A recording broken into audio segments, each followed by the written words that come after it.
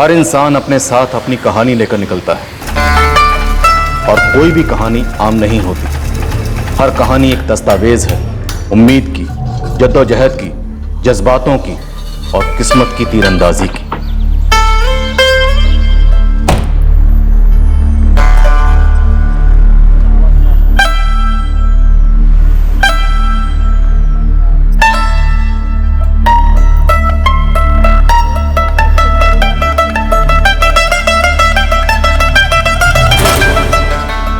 पर हम जिस कहानी को ढूंढने निकले थे वो कहानी खत्म हो चुकी थी। ये कहानी यहां ऐसे क्यों बिखरी पड़ी थी? ये कहानी इस जगह कैसे पहुंची? इस कहानी का हर पल, गुजरा कल गुमनामी के पन्नों में कैद था। इन्हें पढ़कर हमें पता लगाना था कि यह कहानी क्या थी और बेवक्त क्यों खत्म कर दी गई।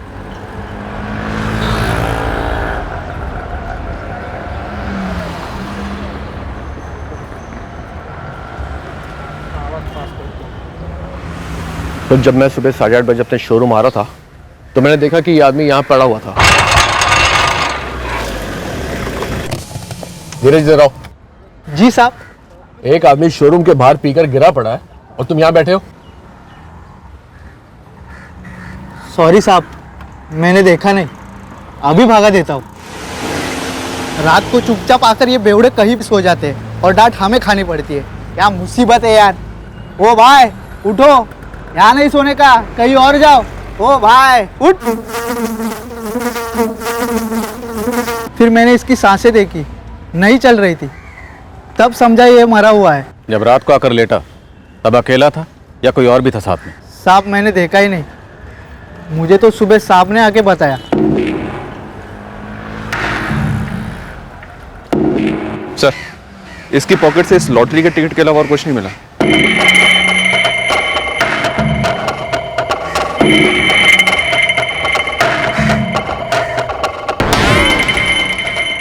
मारवार का तो कोई निशान नजर नहीं आ रहा। सर मुझे लगता है दारू वारू ज्यादा पीली होगी, शायद नींद में हार्ट अटैक आ गया होगा। नहीं, ये कोई ओवर ड्रिंकिंग की वजह से हार्ट अटैक का केस नहीं है, ये मर्डर है। मर्डर? और डॉक्टर बॉडी पर कोई निशान नजर नहीं आ रहा। विक्टिम का रंग सांवला है, शायद इसीलिए गले पर लगे उंगलियों के निशान आप लोग मिस कर गए। गला दबाकर मारा गया। ये देखिए, अब देखिए उंगलियों के निशान। मर्डर हुए 8 से 9 घंटे हो गए। ब्लड स्ट्रीम में अल्कोहल का लेवल हाई और पेट में खाना पचा नहीं है। हमें अभी तक विक्टिम की आइडेंटिफिकेशन की कोई लीड नहीं मिली है। खतना हुआ है विक्टिम का, मोस्ट प्रोबेबली मुस्लिम है। ये लॉटरी का टिकट तुम्हारी दुकान से खरीदा गया था?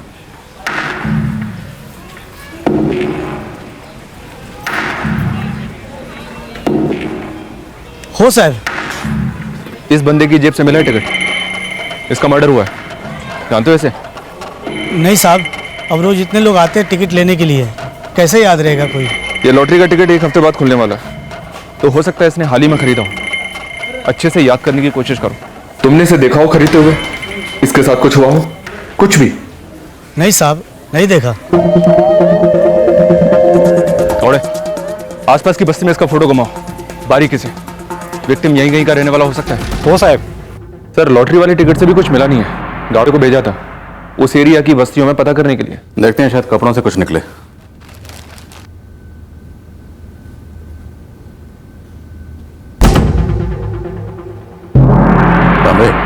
ये लेबल बंगाली में लिखा है ना? एम के होशियारी ढाका। ढाका मतलब बांग्लादेश? हाँ सर। सर अगर ये इलीगल तरीके से इंडिया आया होगा तो इसकी मिसिंग कंप्लेंट होना थोड़ा मुश्किल है। हो पंतांबे, मर्डर अपने एरिया में हुआ, इसलिए हमें पता लगाना ही होगा। साहब अपने ये वसई और मीरारू की तरफ काफी बड़ी बस्ती है इन लोगों की। ज्यादातर आदमी लोग बिल्डिंग काम में मजदूरी करते हैं और लेडीज घर काम में। संतराम, हर बस्ती में इसका फोटो घुमाओ। हो साहब। खतना हुआ था, मुस्लिम हो सकता है।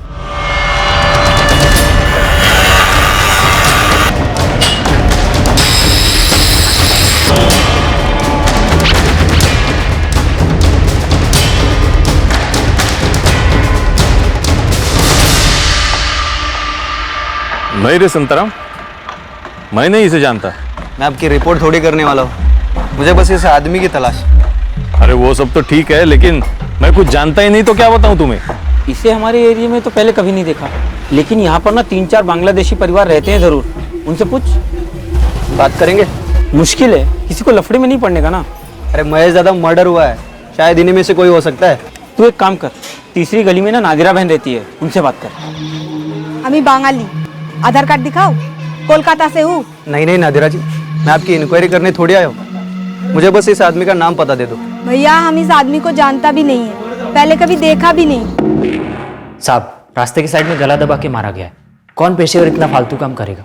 ये कोई सुपारी नहीं है साहब। झगड़े में गला दब गया और मारा गया होगा। साहब ये मरेला है, एकदम मामूली टाइप का बंदा है। आप ही बताइए साहब, इसमें कितने का सुपारी मिलेगा? तुम दोनों के जेल में जितने भी दोस्त लोग हैं, बाहर जितने भी बंदे हैं, सब में इसका फोटो घुमाओ, इसकी बात चलाओ। मुझे इसका हत्यारा चाहिए, तो चाहे वो पेशेवर हो या दारू पिया हुआ इसका कोई भी दोस्त।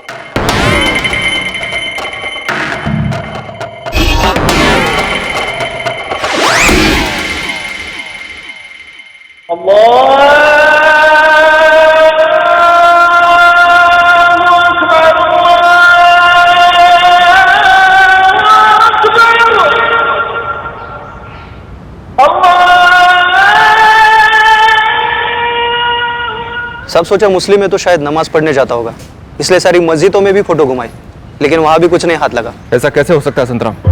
अरे कोई ना कोई तो उसे जानता ही होगा ना। और अगर जानता होगा तो भी मुंह नहीं खोल रहा होगा। हाँ, डरेंगे कि हम उन्हें पकड़कर डिपोर्ट कर देंगे। कोई भी इलीगल इमिग्रेंट्स इस तरह के लफड़े में नहीं पड़ना चाहेगा। हमने इसकी फोटो हर जायज वीजा वाले बांग्लादेशियों के इलाकों में और इमिग्रेशन ऑफिस के रिकॉर्ड से मैच की, लेकिन कुछ नहीं मिला। विक्टिम की बनियान पर ढाका का लेबल है। अब दो पॉसिबिलिटी, पहली ये कि शायद विक्टिम बांग्लादेशी था, या फिर यह हो सकता है कि विक्टिम ने शायद किसी दूसरे की बनियान पहनी थी जो बांग्लादेशी हो। यह भी हो सकता है कि विक्टिम ने उस रात अपने किसी दोस्त या साथी मजदूर की बनियान पहनी हो। सर अगर ऐसा है फिर कोई तो सामने आता। पिछले 7 दिनों से लोकल और स्टेट के हर अखबार में इसकी फोटो छप रही है। महाराष्ट्र के हर पुलिस थाने में इसकी डिटेल्स भेजी गई हैं, लेकिन अभी तक एक भी मिसिंग कंप्लेंट सामने नहीं आई है। सर एक सिंगल बंदा भी इसको आइडेंटिफाई करने के लिए सामने नहीं आया। कहानी अब भी गुमनामी के पन्नों में कैद थी। एक पूरा हफ्ता इलाके का चप्पा चप्पा छान मारने के बाद भी एक पत्ता नहीं पलटा, और विक्टिम के साथ साथ वो गुमनाम कहानी भी अब दफन होने जा रही थी। हमें लगने लगा था कि ये केस भी उन अनसुलझे केसेस की कोठरी में जाएगा जहां कोई भी इन्वेस्टिगेटिंग ऑफिसर खुशी खुशी दाखिल नहीं होगा। हमारे अलावा कुछ और लोग भी थे जो ये मानते थे कि इस गुमनाम आदमी की कहानी अब कभी बयान नहीं होगी। कुछ यहां हिंदुस्तान में थे जहां इस कत्ल का मकसद और कातिल की पहचान धुंध में थी, और कुछ ढाका बांग्लादेश में जहां से शायद विक्टिम बिलोंग करता था। हम विक्टिम की पहचान नहीं कर पाए, लेकिन शायद मरने वाले की किस्मत में लिखा था कि उसकी कहानी अनकही ना रहे। बीएस मार्ग पुलिस थाना, सब इंस्पेक्टर दिलीप तांबे। पीएसआई योगेश यादव बोलते हैं, अंदरिश पुलिस स्टेशन से। 2 हफ्ते पहले एक फोटो आई थी तुम्हारे थाने से। उसकी बॉडी को परसों ही दफन किया है, पर हुआ क्या? कुछ पता चला है क्या उसके बारे में? हाँ, हमारे थाने के एक रिटायर्ड एएसआई हैं, मंगेश शिंदे। वो मेरे सामने ही है, वो जानते हैं उस आदमी को। क्या शिंदे साहब, क्या बोलते हैं रिटायर्ड लाइफ? क्या बोलना, एक रेट लगा रखी है, रिटायर्ड होने का नहीं था।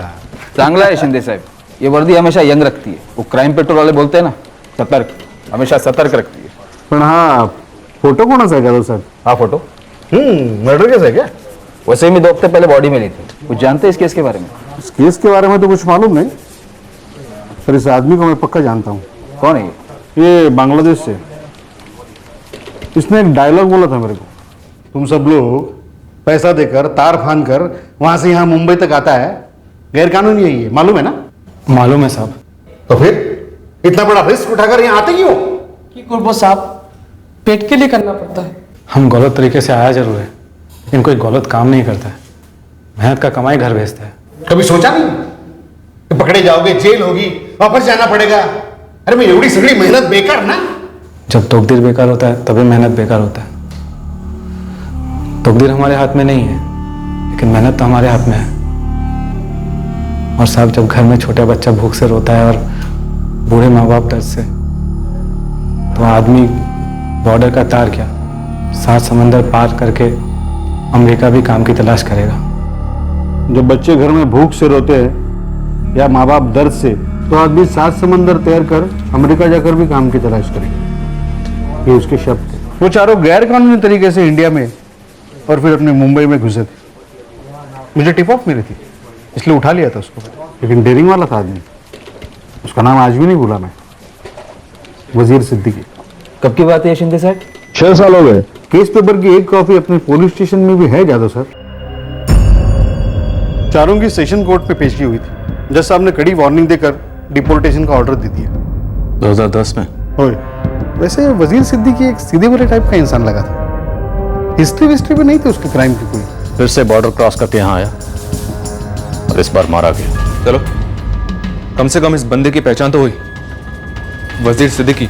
एफआईआर में बांग्लादेश का एड्रेस भी है, वहां पर उसकी फैमिली होगी और हम पता कर सकते हैं कि शायद उसे पहचानने वाला कोई वहां पर हो। सर, ये वजीर सिद्दीकी इलीगल तरीके से आया था, तो शायद वहां की पुलिस और इमिग्रेशन डिपार्टमेंट इस मामले में हमारी ज्यादा हेल्प ना कर पाए, इसलिए हमें अपने तरीके से ही पता करना होगा। तांबे, जो भी लगे करो, हमें इस आदमी के मर्डर के केस को हल करना ही होगा। चलो, यहाँ का नहीं था, वहां का था, जो भी था तो इंसान ही।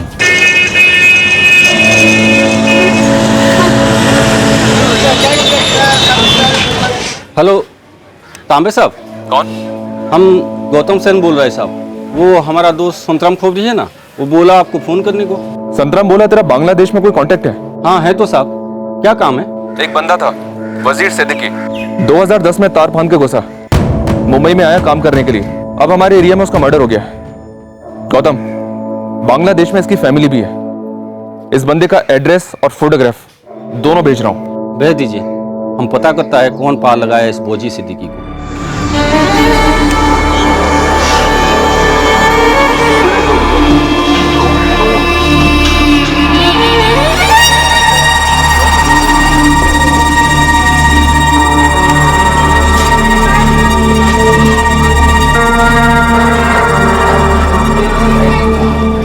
हम जानी ना, हमको तो सिर्फ 5 साल हुआ इधर।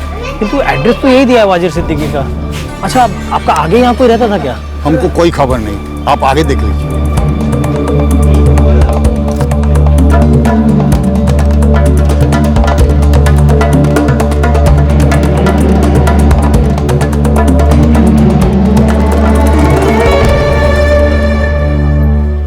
ये तो वाजिर है, वाजिर सिद्दीकी। हाँ बीबी, वाजिर सिद्दीकी। ये क्या मर गया? इसका खून हो गया हिंदुस्तान, मुंबई में। हाय अल्लाह। और इसका इधर का एड्रेस पे कोई और ही रहता है। पर उसके अम्मी अब्बू तो पहले रहते था वहाँ, अब पता नहीं कहाँ चला गया। बीबी, आप किसी को जानता है जो वो लोग का पता जानता होगा? आप तो बहुत साल से इधर रहता है।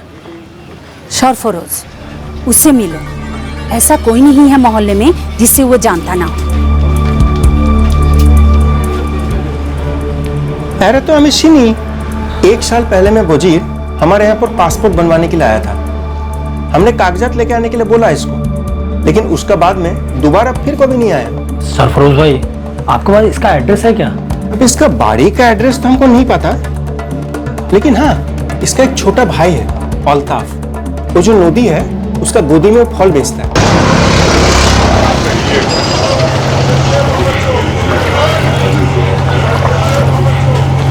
हमारा बड़ो भाई वजीर, कौन मारा इसको हिंदुस्तान में?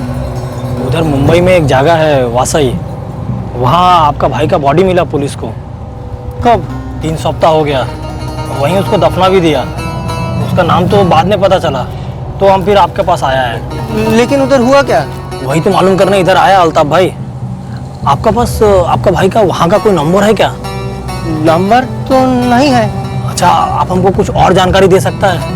वो हमारा अम्मी को कैंसर पकड़ लिया, वो बहुत बीमार रहता है। उनके इलाज के लिए टोका नहीं था हमारे पास, तो गए साल जून महीना में वजीर भाई फिर से हिंदुस्तान चला गया टोका कमाने। बड़ा अस्पताल मतलब बड़ा खर्चा। ठीक है चना अल्ताफ, दोनों भाई मिलकर टाका जोड़ लेंगे, और तू तो मेरा साथ देगा ना? देखो वजीर भाई, हम दोनों बीवी बच्चा वाले। डॉक्टर बाबू बोले छन जे अम्मी का कैंसर अभी पहला स्टेज पर है, वो पूरी तरह ठीक हो जाएगी। भाई अब वो एक टोका नहीं कमाता, आपका भी कुछ खास नहीं है। मैं अपने ठेले से 2 वक्त का रोटी अपनी बीवी बच्चा के लिए कमा पाता हूँ। अपने बच्चा लोग का पेट काट के मैं अम्मी को बड़ा अस्पताल नहीं भेजूंगा। बाकी आप देख लो वजीर भाई। उसका एक सप्ताह बाद हमको पता चला कि वजीर भाई उस पार चला गया। अभी आपका अम्मी और अब्बू किधर रहता है? यहीं रहता है। वजीर भाई का बीवी मुमताज और उनका लड़की हिना वो भी साथ में ही रहता है। आप अलग रहता है क्या? बहुत साल से, लेकिन हम आपको उनका बाड़ी का पता दे सकता है।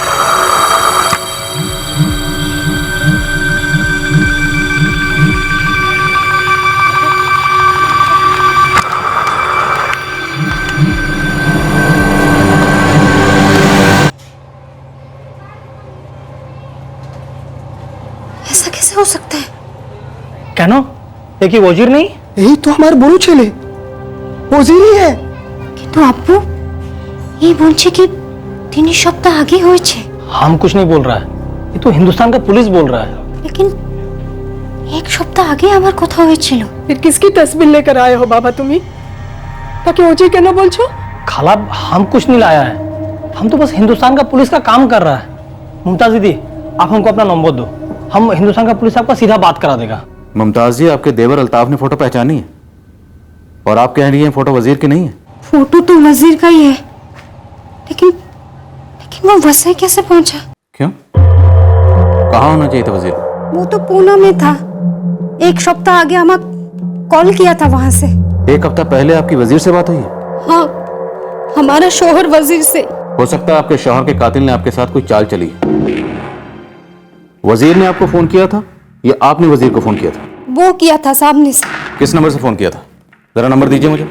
उसके पास खुद का फोन नहीं था। तो फिर पुणे से बात कैसे हुई आपकी? हमें पता चला कि 1 साल पहले जून 2015 में वजीर इंडिया आया था। अगर उसके पास मोबाइल नहीं था तो फिर आपसे बात कैसे हुई? क्या वो आप किसी लैंडलाइन से फोन करता था? है हर बार एक ही लैंडलाइन से फोन करता था? ना, अलग अलग नंबर से। जिस लैंडलाइन से वजीर ने आपको फोन किए, खासकर पिछले हफ्ते, वो नंबर है आपके पास? हमारा फोन नहीं होगा। आप वो नंबर मुझे मैसेज कर दीजिए, या फिर हमारा आदमी है वहाँ पे मुश्ताक, उसे वो नंबर दे दीजिए। लाइए, हम ढूंढ देता है। ना अच्छी ना, डिलीट हो गया होगा। डिलीट किए बिना डिलीट नहीं होता है।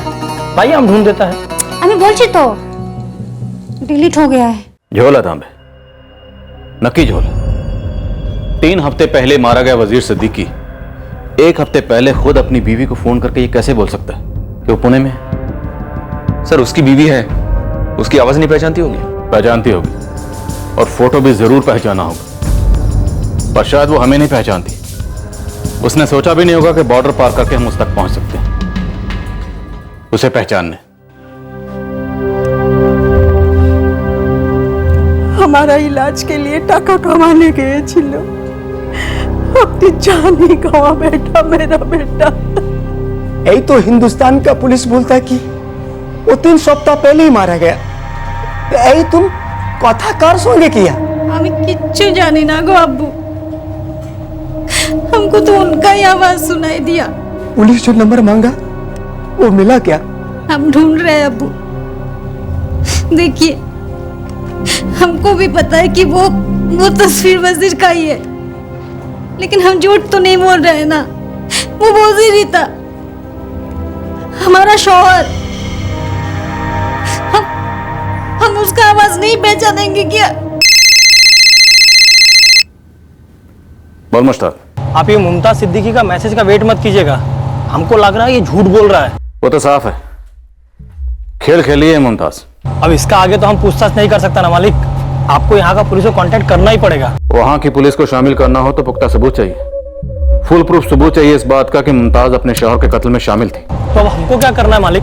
तो एक काम कर, मुमताज की गैर हाजिरी में वजीर के माँ बाप से बात करने की कोशिश कर और पता लगा कि असली माजरा क्या था, और उस एजेंट से बात कर जिसने वजीर को इंडिया भेजा था। हो सकता है उसके साथ उसने किसी और को भी भेजा होगा।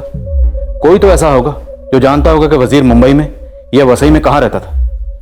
हम इस मुमताज के पीछे तो हैं ही, इस अल्ताफ से बात करेंगे। हिना, हिना, हिना, কি হলো আম্মি? ভিতরে আসো। কেন আম্মি? এটা খাবার সময়। 2 মিনিট আম্মি। কোনো 2 মিনিট নাই, এক্ষুনি আসো।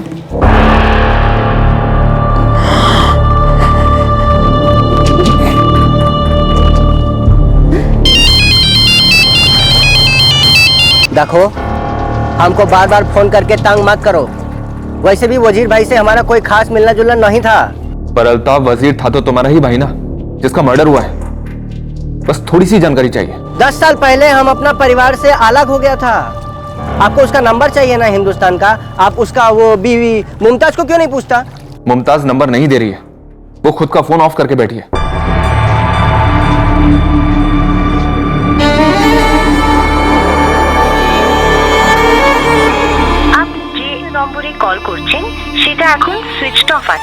अल्ताफ, क्या तुम बता सकते हो ऐसा क्यों कर रही है? हमको कैसे पता होगा साहब, कमाल करता है आप। हम तो उन लोगों को मिलने को भी नहीं जाता है कभी। वजीर का इंडिया में कोई दोस्त था क्या? कुछ जानते हो? हम नहीं जानते हैं किसी को। तुम्हारे माँ बाप को इसके बारे में पता हो सकता है क्या? हमने सुना है दोनों के पास फोन नहीं है। आप ऐसा समझ के चलिए कि हमारे पास भी कोई फोन नहीं, बल्कि ऐसा समझिए कि अल्ताफ सिद्दीकी नाम का कोई भाई है ही नहीं वजीर का। अब हमको आगे से फोन मत कीजिएगा, वरना हमारा फोन भी आपको बांध ही मिलेगा। কি জিজ্ঞাসা করবো পুলিশের কাছে গিয়ে আব্বু कि আমার সোহার गैरकानूनी तरीके से हिंदुस्तान में घुसा और वहाँ काम कर रहा था और वहाँ मारा गया। আমাকে जांच पड़ताल करते हुए ना कि हमारा वजीर को मारा कौन और आखिर क्यों। क्या हम वो नहीं चाहते अब्बू, लेकिन हिंदुस्तान का पुलिस अपना तफ्तीश कर रहा है ना, और हम यहाँ रह के इससे ज्यादा और कुछ नहीं कर सकता। उन लोगों ने जो नंबर मांगा था हम सब पाठिए दिए, अब देखते हैं वो क्या करते हैं।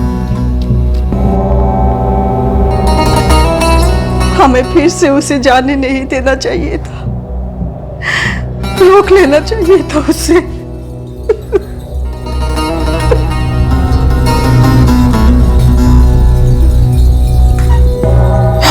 झूठ बोल रही है हमसे।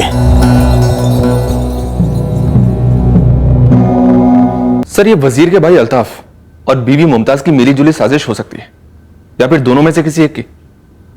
वहां बैठकर यहां किसी से वजीर का मर्डर करवा दिया होगा।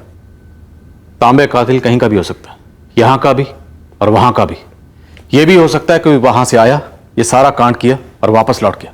जो भी हो, कातिल कहीं का भी हो, लेकिन क्राइम हमारे एरिया में हुआ, इसलिए हमें इस कातिल को जल्द से जल्द पकड़ना। सर, अल्ताफ और मुमताज के कॉल रिकॉर्ड्स निकलवाने के लिए हमें डिप्लोमेटिक चैनल के थ्रू जाना होगा, जो कि टाइम टेकिंग है। सर, हम लोग अल्ताफ और मुमताज तक पहुंच गए, उनसे पूछताछ भी की। अगर खूनी अभी तक फरार होकर बांग्लादेश ना भी लौटा हो, पर ये दोनों या इन दोनों में से कोई भी एक खूनी को आगा तो कर सकता है।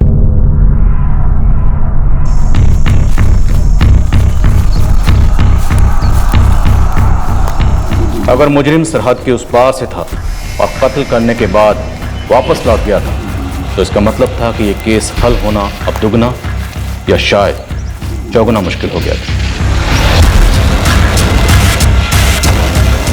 और जब ऐसा लग रहा था कि हम एक अंधी गली में फंसे हुए हैं, हमें मिली एक खबर, एक बेहद जरूरी खबर, जिसने अंधी गली में रोशनी भर दी।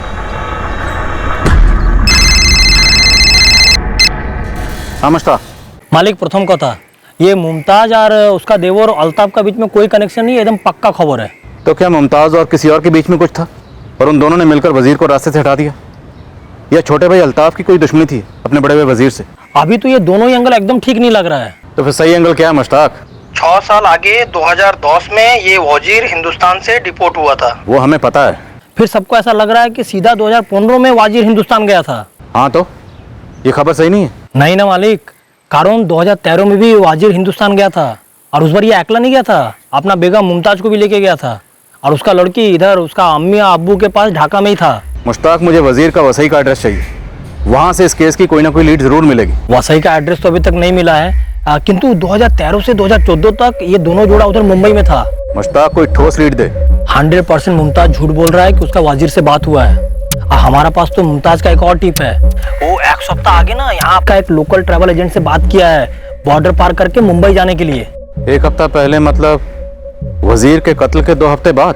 हाँ मालिक, हो सकता है मुमताज को ऐसा लग रहा होगा कि वजीर के पहचान के बिना ही हिंदुस्तान में उसका केस क्लोज हो जाएगा, और वो उस आदमी से मिलने जा रहा होगा जिसके साथ मिलकर वो लोग इसका मर्डर प्लान किया होगा। मुझे इस मुमताज की एक फोटो भेज तुरंत।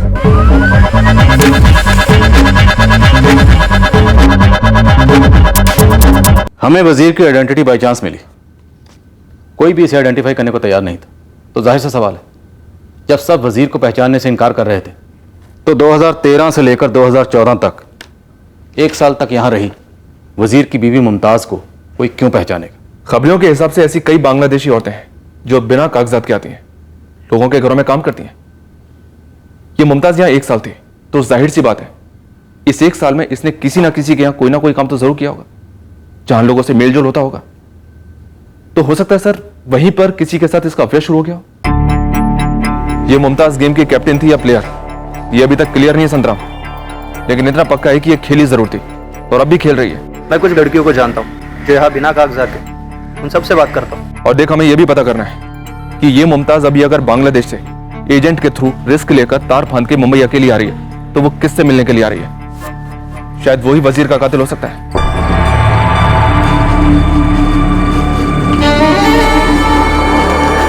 अब हम यहाँ पर क्या करेगा? कुछ मत कर, हमने सोचा ही नहीं था कि वजीर की पहचान होगी। तुम कुछ दिन वहाँ पर चुपचाप बैठी रहो बस। लेकिन हमने तो एजेंट को बॉर्डर पार करने के लिए पैसा दे दिया है। तुम्हें पैसों की फिक्र है, पकड़े जाने की नहीं?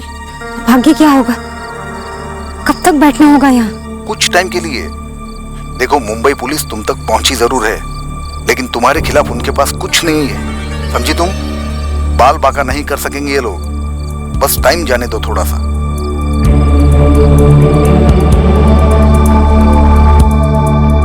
देख चंदा, मैं अपने धंधे की कसम खाकर बोलता हूँ, पुलिस के सामने तेरा नाम कभी नहीं आएगा। ये शालिनी के साथ घूमता था। कहाँ मिलेगी ये शालिनी? चल अब बता भी दे शालिनी। पोपट में। मैं तुझे ज्यादा से ज्यादा अपने बख्शीश का हिस्सा दे सकता हूँ। अब नखरे ना कर, बोल फटाफट। हम दोनों साथ काम करता था। कहाँ? वो अर्पिता बार है ना, उधर।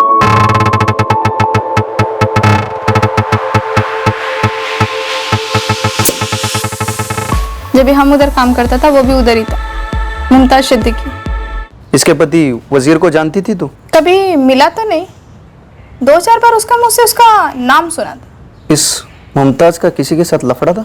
लफड़ा वफड़ा मालूम नहीं अपने को, किंतु एक कस्टमर था एकदम उसके पीछे लट्टू।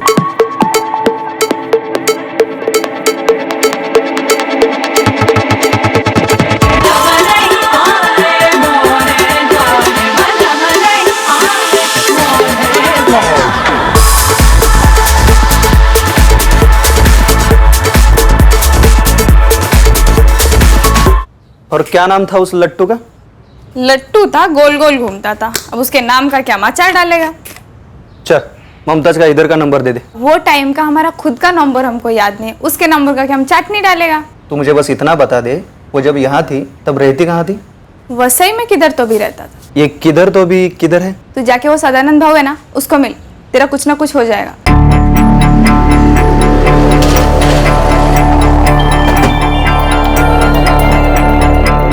मुमताज सिद्दीकी? हाँ सर, कुछ साल पहले यहाँ सर्विस करती थी। सदानंद, इस लड़की का एक खास कस्टमर हुआ करता था। ऐसा? कौन था सर?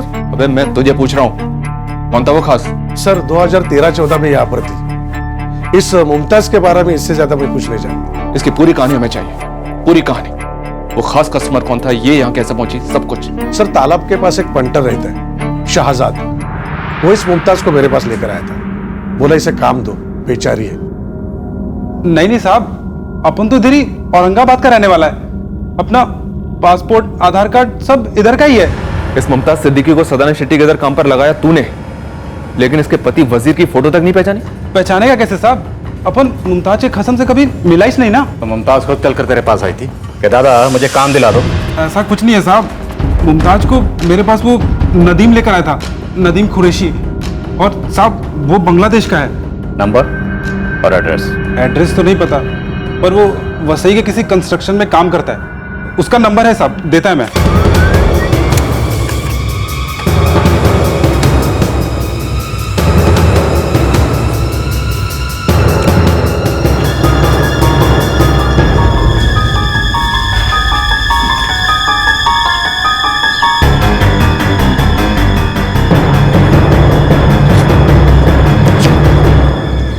सुनिए, नदीम कुरैशी यही रहते हैं? हाँ, इधर ही रहता है।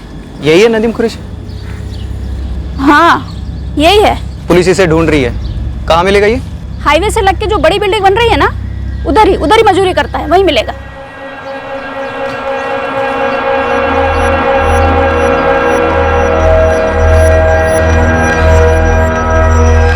सुनिए, क्या आप इसे भी जानती है? हाँ ये तो वजीर है, पर पुलिस इसको काहे को ढूंढ रही है? इसका मर्डर हुआ है। या अल्लाह, वो तो बहुत भला बंदा था। पर नदीम तो कह रहा था कि वो अपने वतन वापस चला गया है, बांग्लादेश। क्या ये नदीम के साथ रहता था? हाँ बिल्कुल, दोनों साथ ही रहते थे और 1 महीने पहले तक तो रोजाना मुलाकात होती थी।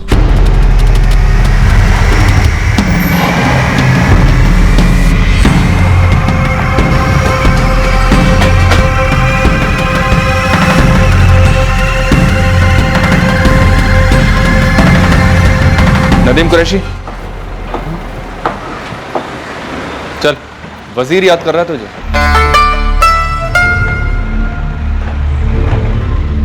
सौ टका हमारे कांस्टेबल और खबरिया ने तुझे भी ये फोटो दिखाई होगी, पर तब तू पहचान के लिए सामने नहीं आया। अब बता, तुमने अपनी पड़ोसन के लिए वजीर को जो बांग्लादेश भेज दिया था, वो क्यों भेजा, कैसे भेजा और किसके लिए भेजा? वो वजीर हमारा बंधु था साहब, हमारा साथ ही रहता था। उसका जीवन का एक ही मकसद था साहब, खूब पैसा कमाकर घर भेजना, उसका अम्मी के इलाज के लिए। और तूने से भेज दिया ऊपर? ना साहब, हमारा उसको मारने का इरादा ना था साहब, लेकिन हमको धमकी दिया गया था साहब। किसने दी थी धमकी? सुरेश रानी ने। कौन है सुरेश रानी? ट्रेवल एजेंसी चलाता है साहब, आरके कॉम्प्लेक्स में उसका ऑफिस है साहब।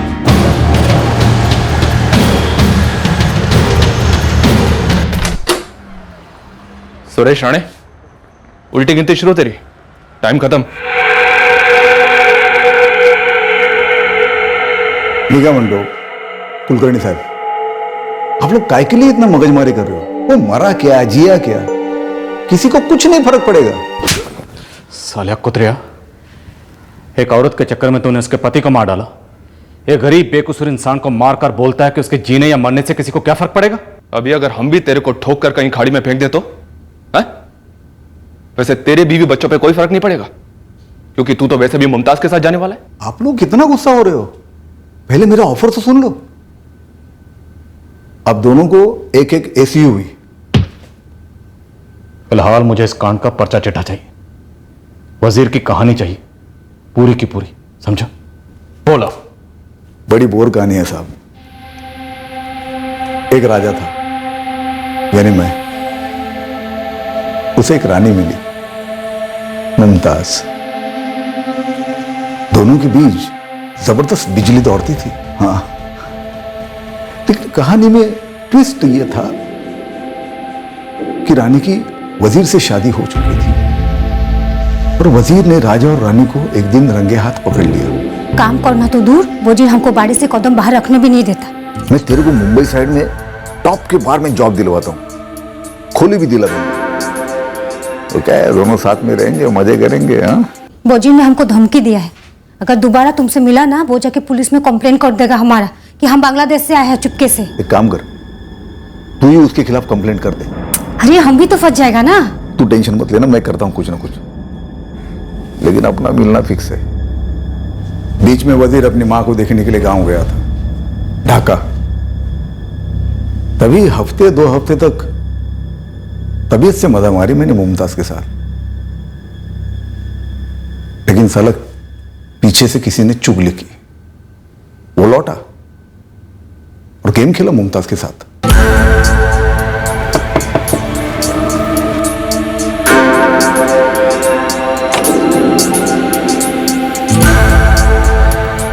ये बार उसका अब्बू बीमार पड़ा है, 1 महीने के लिए गया है वो। उसका अब्बू पूरा 3 महीने तक बीमार पड़ा रहे, और ये तेरा चिपकू उधर ही पड़ा रहे। चल बैग पैक कर, तेरा लोनावला चलते। सब पड़ोसी नजर रखता है हमारे ऊपर, उसके पीछे से उसको फोन करता है।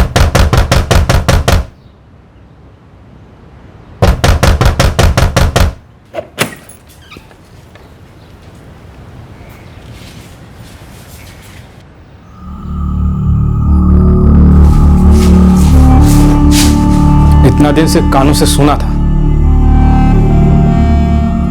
आज देख भी लिया। बैठ के बात करते हैं, कुछ एडजस्टमेंट करते हैं ना। सब लोग खुश रहेंगे। हाँ करते हैं ना। तुम अभी अपना बीबी को फोन करके बुलाएगा ना इधर सुरेश? क्या बोलते रे? औकात में रहे। तुम्हारा बीबी का नाम लिया तो औकात, हमारा कोई औकात नहीं है ना। साले बिना कागज के घुसा है तू। पुलिस में फोन मारूंगा ना तो मुंबई तो क्या पूरे इंडिया में तेरी एंट्री बंद हो जाएगी, समझा ना? अच्छा है ना, तो चलो पुलिस स्टेशन चलता है हम तुम्हारे साथ। क्या करेगा? हाँ वापस भेज देगा ना हमको इसके साथ। अच्छा है, हम वापस नहीं लौटेगा कभी और तुमको भी मुंह मारने का मौका नहीं मिलेगा। उसका बाप बीमार था ही नहीं, यही पास वाले लॉज में छुप के बैठा था हम दोनों को पकड़ने के लिए। फिर क्या साहब, बोरिया बिस्तर बांधकर वापस चला गया मुमताज को लेकर। और फिर अकेला लौटा? हाँ, मुमताज को वापस आना चाहिए था। मेरा दिल आ गया था उस पर, असली वाला लव। लेकिन ये उसको वही छोड़कर आया। 2 मास में वजीर वापस आ रहा है, वैसे भी हम उसको झेल नहीं पा रहा है। तो सब कुछ छोड़ छाड़ के तो आ जाना इधर। देख, तो अकेले बॉर्डर पार कर सकती है ना? ना वजीर हमको छोड़ेगा नहीं। तो हम कैसे मिलेंगे? जब तक वजीर जिंदा है हमारा किच्छु हो बिना। तुम उसे मार दो सुरेश। क्या बोला? जो तुम सुना, वजीर को वहां मुंबई में ही मार डालो। उसके बाद हम वहां आएगी, तुम हमारे साथ रहना। एक काम कर, तू उसको उधर ही बांग्लादेश में खलास कर दे और अकेले आ जाए इधर। ना वजीर को हम इधर मारेगा तो बहुत बड़ा बवाल हो जाएगा। वजीर उधर मरेगा तो कोई तफ्तीश भी नहीं होगी। लावारिस समझ के उसे वहां दफन कर देंगे। मर्डर वर्डर मेरे से नहीं होगा। तू आ जा ना, तेरे को अच्छे से पाल के रख सकता हूं मैं। आ जा तू। तुमको हम चाहिए तो करना पड़ेगा।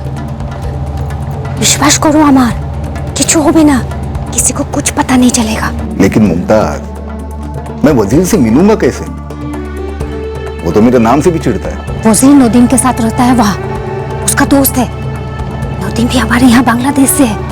उसको डरा दो कि अगर वो साथ नहीं देगा तो उसका पुलिस कंप्लेन हो जाएगा। हमसे आई गुनाहगार मत करवाओ से। अभी नौटंकी मत कर, समझा ना? करना क्या रे तेरे को? खाली वजीर को मजबूत पिला के मेरे पास लाना है, और पिलाने के बहाने। बाकी सब मैं संभाल लूंगा। कल रात को 11 बजे ठीक मिलना वजीर के साथ में। उसको इतनी दारू पिलाना कि अपने पैरों पे खड़ा नहीं हो पाए। अगर जरा सी भी शांपति की तूने,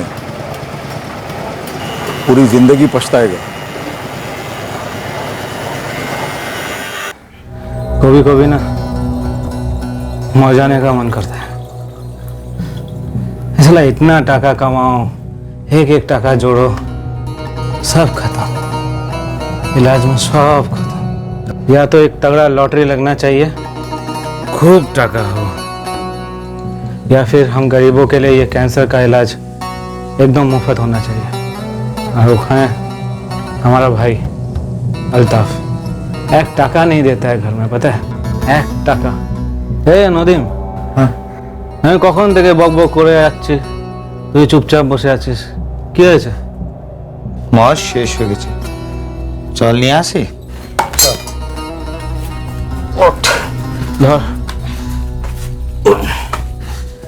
মার, ক্যান্সার না হলে না আমি আসতাম না। সারা লাইফটা পুরো চুদে গেছে। অনেক টাকা দরকার, পুরো লাইফটা বরবাদ হয়ে গেছে টাকা ছাড়া। খুব টাকা কামাতে হবে। साला तुम यहाँ पे क्या कर रहा है? तुम्हारा मन हो सकल नहीं देखना है हमको, नहीं देखना तुम्हारा मन हो सकल। नहीं देखेगा।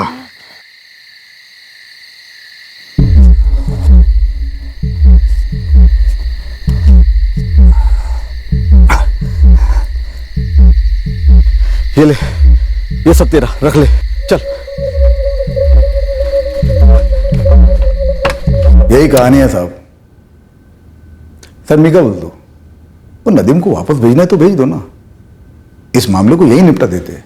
आता हा मामला नक्की सेटल होणार, पण बारमध्ये नहीं, कोर्टामध्ये। हम कोर्ट में तुम्हारी फांसी की डिमांड करें। आपको मालूम है ना, ये सारा प्लानिंग मुमताज का था। अरे मैं तो दिल्ली के चक्कर में अंधा हो गया था। अब मैं एकदम सीधा आदमी हूं, फैमिली वाला, बाल बच्चे हैं मेरे। वजीर भी बाल बच्चे वाला था, माँ बाप वाला भी। साहब भाई का कि साहब मुमताज आपके हाथ में नहीं आने वाले साहब। साहब साहब उसके चक्कर में मेरे जिंदगी का भाजीपाला क्यों कर रहे हैं आप साहब?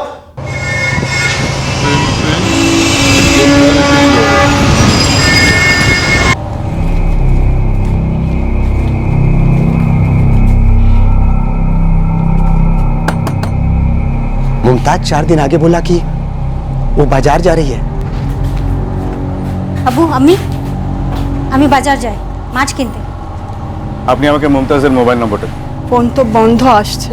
আমাকে শখ আছে कि हमारे ছেলে वजीर को हमारा बहू मुमताज हिंदुस्तान में मरवाया होगा। আপনি আমাকে মুমতাজের মোবাইল নম্বরটা দিন, बाकी आगे क्या करना होगा मैं देख लूंगा। अनवर साहब, मैं आपको पूरी केस फाइल भेजूंगा। हमारे पास सुरेश और मुमताज के चैट मैसेज की ट्रांसक्रिप्ट भी हैं, दोनों के फ़ोन रिकॉर्ड्स हैं। हमें वजीर का फ़ोन और बटुआ दोनों नदीम से मिले। मैं आपको पूरी केस फाइल अभी कोरियर कर रहा हूँ। ओके मिस्टर कुलकर्णी, वैसे भी मुमताज सिद्दीकी के लिए हमने सर्च ऑर्डर भेज दिया है, हम उसको पकड़ने का पूरा कोशिश करेंगे। मैंने भी बहुत ट्राई किया उसको, लेकिन उसका फोन बंद आ रहा है। वो आपके हाथ में नहीं आने वाली। अगर मुमताज खुद ब खुद सामने से आकर बोलती है कि यह सारा किया कराया उसी का है, तो हो सकता है कि अदालत में तेरे साथ थोड़ी सी नरमी बरती जाए, हो सकता है। लेकिन अगर वो सामने नहीं आई तो इतना समझ ले कि उसकी सजा भी तू ही भुगतेगा। मैं? निकाल दो, जड़ वो थी, सारा प्लानिंग उसका था, मैंने तो सिर्फ अंजाम दिया है ना। और ये नदीम, ये तो फुकट में फंस गया ना साहब। हमारी फैमिली की वाट मत लगाओ साहब, आपका हाथ जोड़ता हूं, चाहिए तो आपके पैर पड़ता हूं,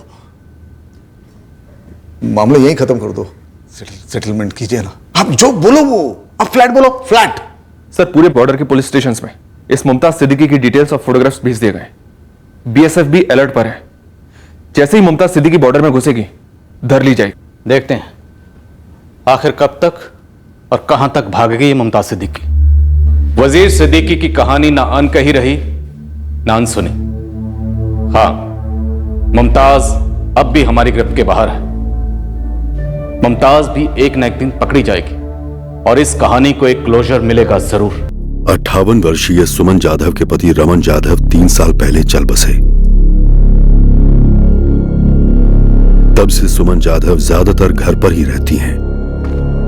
उनका बेटा रवि जाधव, जो ओवरसीज जॉब पर था, 3 साल पहले पुणे शिफ्ट हुआ है अपनी मां के साथ रहने और पुणे के एक बैंक में जॉब कर रहा है। सुमन की बेटी मनीषा पाटिल की 2 साल पहले शादी हुई और वो नागपुर में अपने पति रमेश पाटिल के साथ रहती है। इतना का सुसाइड नोट पढ़ूंगा ना। सुमन अपना अधिकतम समय पूजा पाठ, घर काम और टीवी देखने में बिताती हैं।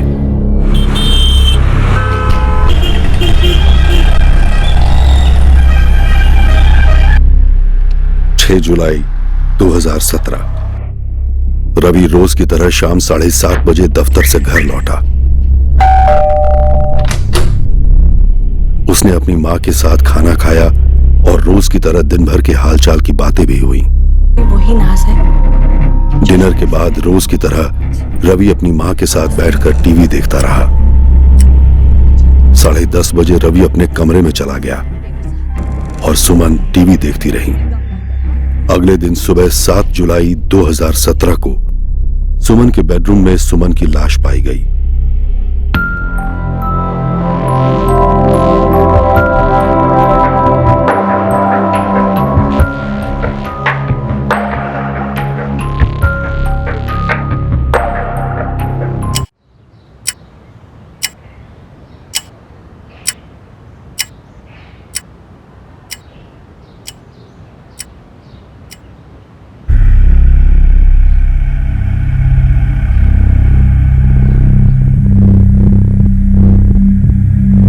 ठीक 8:30 बजे उसी समय मैं ऑफिस के लिए निकलता हूँ। रवि, 8:30 से पहले तुम अपने रूम से नहीं निकलते?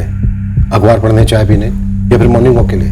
मॉर्निंग वॉक ट्रेडमिल पे हो जाती है, न्यूज़ लैपटॉप पे, और फिर तैयार होके ऑफिस के लिए निकलता हूँ। तब तो तुम्हारी माँ क्या करती है? सुमन जी तो जल्दी उठती होंगी। 6 बजे उठ जाती थी, उसके बाद पूजा पाठ में लग जाती। जब तुमने अपने बेडरूम का दरवाजा लॉक पाया तो तुमने अपनी माँ को फोन किया उनके मोबाइल पर? उठा नहीं रही थी वो।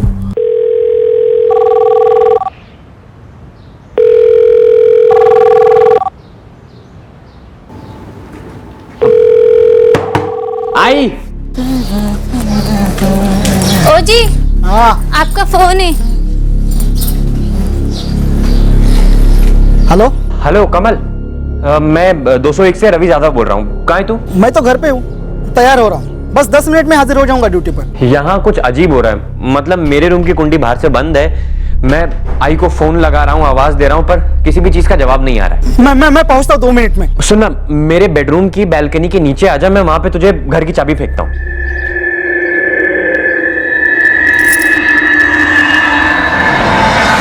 चाबियों का एक सेट तुम अपने पास रखते हो रवि? जी। जो तुम अपने बेडरूम में रखते हो? हाँ। रवि, जब हम तुम्हारे फ्लैट में गए थे तब हमने देखा कि चाबियों का एक सेट ड्राइंग रूम में लटका हुआ था। वो मेरी आई का सेट था। एक सेट मेरे पास रहता है मेरे लैपटॉप के बैग में, जो मैं तब यूज़ करता हूँ जब आई घर पे नहीं होती। कल रात आई घर पे थी और मेरा लैपटॉप का बैग मेरे पास, तो मेरी चाबियाँ मेरे पास थी रूम में। रवि भाऊ ने जब मुझे चाबी दी तो मैं लिफ्ट से झट से ऊपर आया और देखता हूँ तो ये दरवाजा पहले से खुला पड़ा था।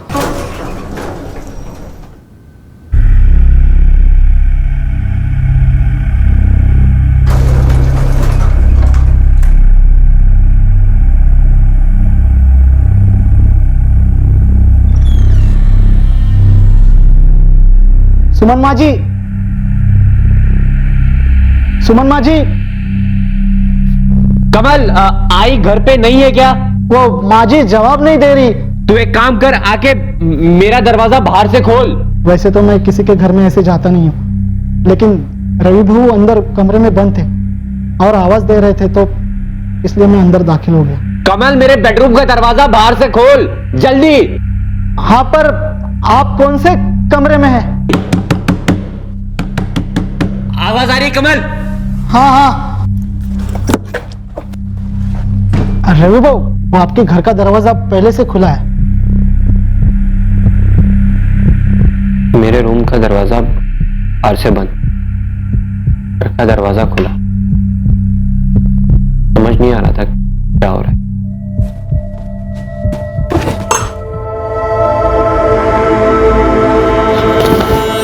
भाई भाई भाई भाई भाई भाई भाई, उठना भाई।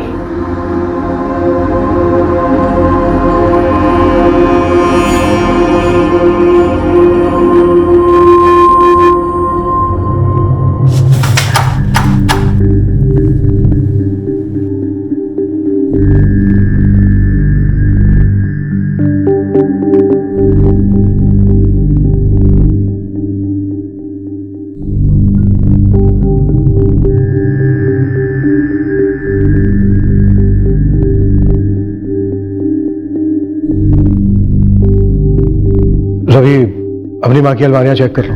वैसे हमें लगता तो नहीं है कि किसी चीज को हाथ लगाया गया है, फिर भी अगर कोई कीमती चीज मिसिंग है तो तुम ही बता सकते हो। लॉकर भी।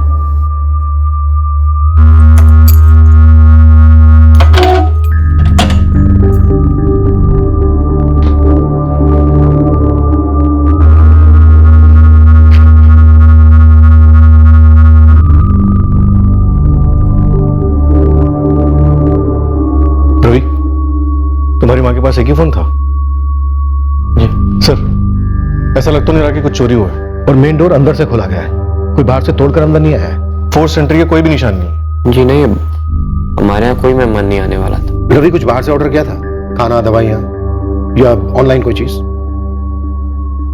मैं अकेला वॉचमैन हूँ इस बिल्डिंग का। यही पंप रूम के बाजू वाली खोली में रहता हूँ घरवाली के साथ। लेकिन कल रात को कोई नहीं आया था सब 201 में जाने के लिए। आप दोनों सुमन यादव के पड़ोसी हैं। कल रात आप लोगों ने कोई अजीब आवाज नहीं सुनी? नहीं सर, कोई अजीब आवाज नहीं सुनाई दी सर।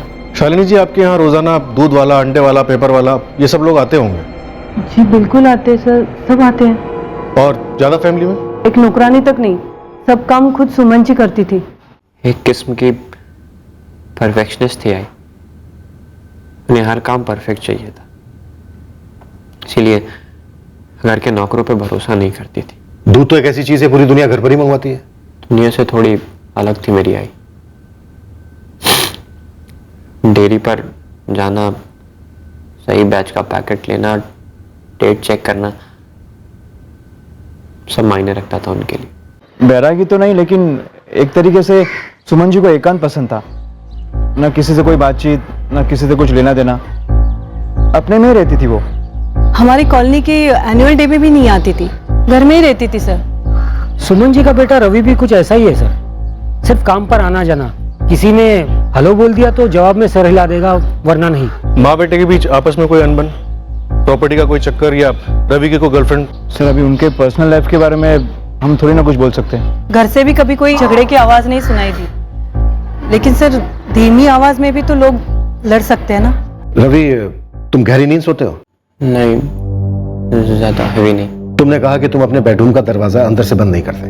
आधा बंद करता। आई देर रात तक बाहर टीवी देखती थी तो कई बार टीवी से डिस्टर्ब होता था। लेकिन रवि, तुम्हारे बेडरूम का दरवाजा पूरा बंद किया गया, बाहर से कुंडी लगाई गई, तुमने कुछ नहीं सुना? नहीं। तुम्हारी माँ को गला दबाकर मार डाला गया, स्ट्रगल हुआ होगा, आवाजें भी हुई होंगी शायद। मैंने तो नहीं सुनी सर। और तुम हैवी नहीं सोते। रवि, तुम्हारी सिस्टर मनीषा पाटिल नागपुर से कब तक आ रही है? आज शाम या कल सुबह तक आ जाएंगे। यहाँ कोई तुम्हारा रिश्तेदार या दोस्त है जहां तुम 2-4 दिन रुक सकते हो? क्यों सर? हमें तुम्हारा घर सील करना होगा, फॉरेंसिक डिपार्टमेंट को हैंडओवर करना होगा।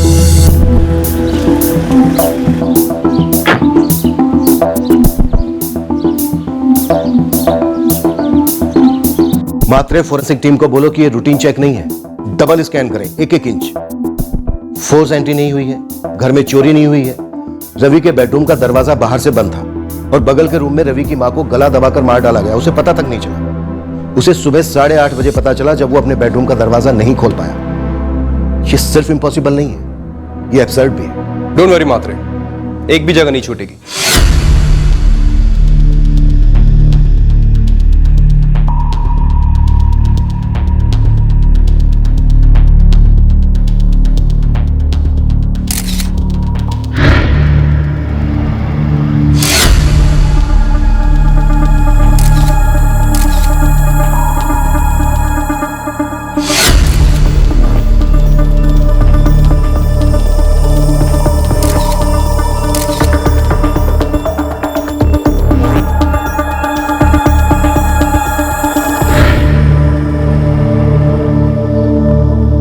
रात के 12:30 से 1:30 बजे के बीच में मर्डर हुआ है। विक्टिम का गला दबाया गया था, दम घुटने से मौत हुई है।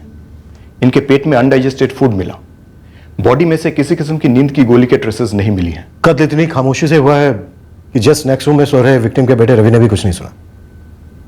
अजीब है।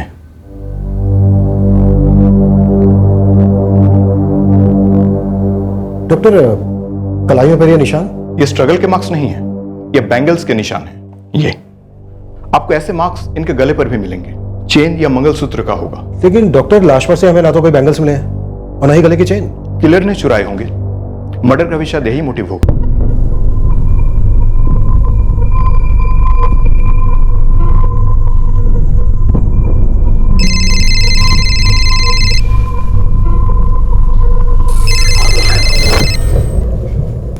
Yes sir. तुम्हारी माँ गहने पहनती थी? हाँ, मतलब बेसिक से। रोज? मेरा मतलब कल रात को भी पहने होंगे? हाँ, बैंगल्स और गले में चेन हमेशा ही रहता था। सर आप सही कह रहे थे, आई के दोनों हाथों में एक कंगन और गले में चेन थी जो गायब है। रवि, तुम्हारे पास तुम्हारी आई की कोई ऐसी फोटो है जिसमें उन्होंने ये गहने पहने हो? फैमिली एल्बम में होनी चाहिए।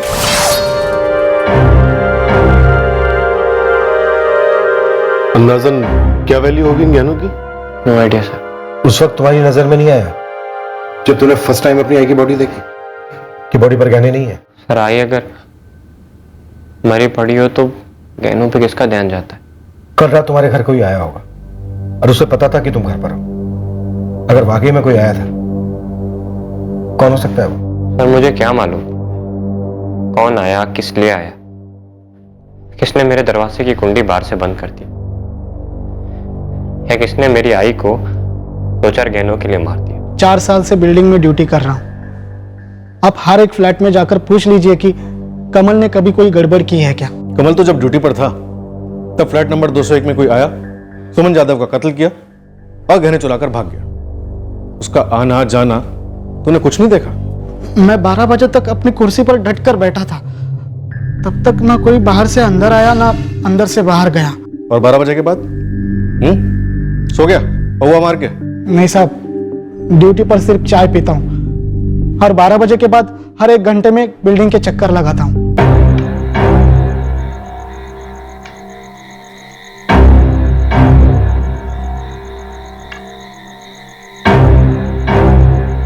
कत्ल 12:30 से 1:30 बजे के बीच में हुआ। तब चक्कर लगाते हुए तूने कोई भी आवाज नहीं सुनी? सुना होता तो जाकर तुरंत देखता ना साहब। और रवि भाऊ तो खुद घर पर ही थे।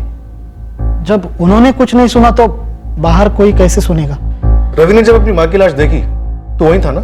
जी। वो वाकई में चौंका था या फिर चौंकने की एक्टिंग कर रहा था? बताया तो मैंने, वो भी चौंके थे और मैं भी चौंका था। जी हाँ, हमने मल्टीपल फिंगरप्रिंट सैंपल्स कलेक्ट किए हैं क्राइम सीन से।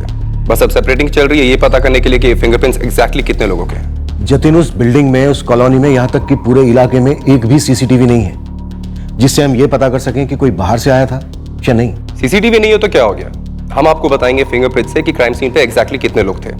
वैसे मैंने विक्टिम सुमन जाधव की बॉडी के ऊपर से भी फिंगरप्रिंट्स कलेक्ट किए हैं।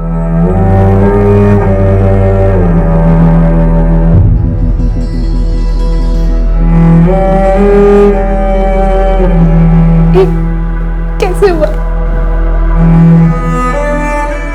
मालूम नहीं। कहीं उमेश काका ने तो नहीं किया? सर जी, आज के टाइम में सोने के गहने बेचने में लेने के देने पड़ जाते हैं। चलो गहने चुराता भी है तो उसके लिए बोनस है, अपनी गर्लफ्रेंड को तो दे देगा पहनने के लिए, बट मोबाइल और कैश पीछे ही छोड़ गया। पक्का कोई झोल है। हाँ शिवा, हमें भी ये लगता है। मामला पर्सनल है, इसे चोरी करने दिया जा रहा है। सर, रात को इतनी लेट किसी जान पहचान वाले के लिए दरवाजा खोली होगी सुमन जाधव, या फिर किसी जान पहचान वाले ने किसी पेशेवर को भेजा होगा। मैं सुपारी मार्केट में इंक्वायरी करता हूँ और सारे हिस्ट्री शीटर्स को खंगालता हूँ। आपके सगे काका, आपके स्वर्गवासी पिता के छोटे भाई? यस सर, उमेश जाधव है उनका नाम।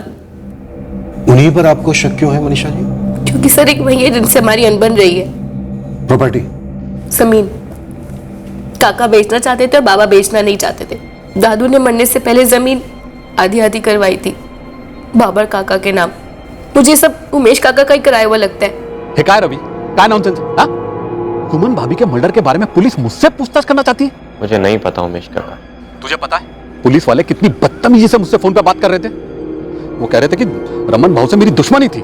मैं क्या करूं उमेश काका, मैंने किसी को कुछ नहीं बताया। तो कौन बोलेगा? हाँ, कौन बोलेगा? मनीषा आ गई क्या नागपुर से? तब भी मनीषा ने ही मेरे खिलाफ पुलिस को उकसाया होगा, या फिर तुम दोनों ने।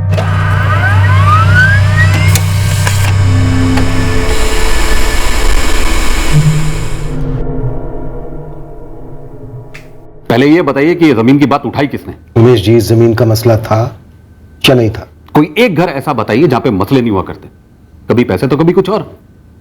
लेकिन मर्डर का आरोप, सुमन जाधव मेरे सगे भाव की पत्नी थी, म्हणजे माजी बहिनी। फिर भी आप ना रवि से मिलने गए, ना अपनी भाभी की डेड बॉडी देखने गए, ना ही कोई मदद करने। सुमन भाभी की मौत की खबर सुनते ही मैं वहां रवि से मिलने गया था। घर सील था, इसलिए मैंने वहीं से रवि को कॉल किया और उसके किसी दोस्त विवेक के घर जाकर उसे मिला भी। या क्या बातें कर रहे हैं? हम जमीन की लड़ाई की बात कर रहे थे। हाँ, जमीन की लड़ाई थी। मैं जमीन बेचना चाहता था और मुझे उसके अच्छे खासे पैसे भी मिल रहे थे, लेकिन रमन भाव उसके लिए एनओसी नहीं दे रहे थे, वो भी 3 साल पहले जब वो गुजर गए तब आपने पूरी जमीन पर कब्जा कर लिया। कब्जा? मेरी बाकायदा मनीषा और रवि के साथ डील हुई थी। जमीन बेचने के बाद जो पैसे मिले उसका बराबर 50% हिस्सा उन लोग को दे दिया गया। एक मिनट, जमीन 3 साल पहले बिक चुकी है। देखा, आधी अधूरी खबर दी गई है आपको। उमेश जी, मुझे उस जमीन की सेल डीड दिखाएंगे? आपको मेरी बातों पर भरोसा नहीं? उमेश जी, मर्डर केस की इन्वेस्टिगेशन में भरोसा बातों पर नहीं, सबूतों पर किया जाता है। सर, रवि जाधव के फोन रिकॉर्ड्स में किसी भी पेशेवर का नंबर फीचर नहीं हुआ। मर्डर वाली रात उसने ना कोई सस्पिशियस कॉल किया और ना ही उसे कोई ऐसा कॉल आया। सुमन जाधव के रिकॉर्ड्स ऑलमोस्ट ब्लैंक सर। हफ्ते में एक आध बार उसकी अपनी बेटी मनीषा पाटिल से बात होती थी। ये मनीषा पाटिल नागपुर से आके सीधे सीधे अपने काका उमेश जाधव पर आरोप लगाने लगी, पर सच कहूं तो इसमें कोई वजन है ही नहीं। पर मनीषा ने ऐसा आरोप क्यों लगाया? सर, हो सकता है वो हमारा ध्यान मुद्दे से भटकाना चाहती हो। पर ये असली मुद्दा है क्या मात्र? उमेश काका वाली बात छोड़कर मुझे और कुछ सूझा ही नहीं। रवि, ठीक से याद करो, बेल बजने की, दरवाजा खुलने की आवाज हुई थी? अगर आवाज होती तो मैं बाहर जाता ना देखने की कौन है। या अगर अटैक होता और शोर होता तो मैं अंदर कैसे सोया रहता।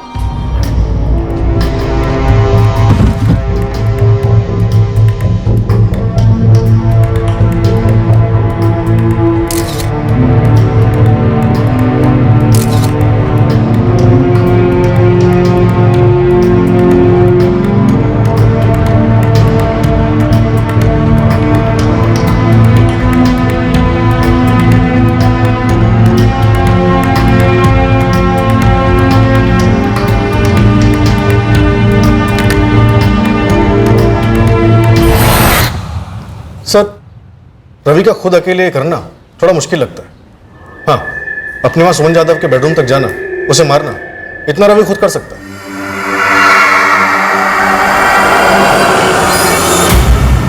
रवि अपनी मां सुमन जाधव को मारने के बाद खुद जाकर घर का मेन डोर खोल सकता है और उसे खुला भी छोड़ सकता है।